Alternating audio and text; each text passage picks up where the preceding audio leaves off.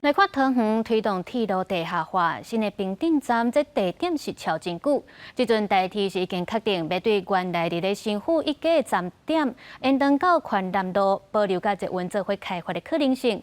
伫咧明年，因嘛会先启用临时的站点。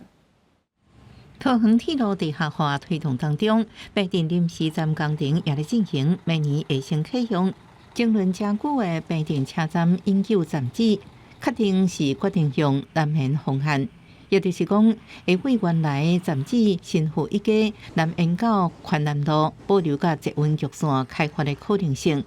有估到2033年1月完工，附近居民对这个工程大部分真期待。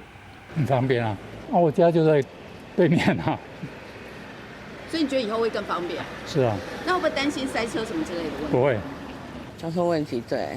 一定的，一定的。你一个市区里面，你要带来发展的话，就是人就会多，人多的话，车子就一定会多。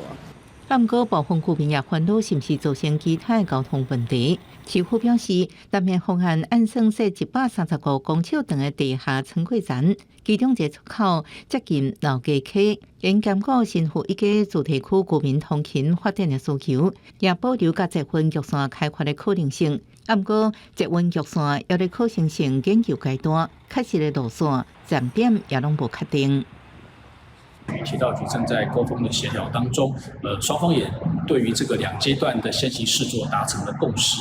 那我们后续呢也会针对这个局限的计划核定之后，也还会有相对滚动式的一个调整。针对南面方案，市府表示，北镇永久站调整方案已经通过交通部核可，会就2阶段协作甲铁路局达成共识，后续等局线核定进度，各滚动检讨乘坐的可能。公司新闻桃园报道。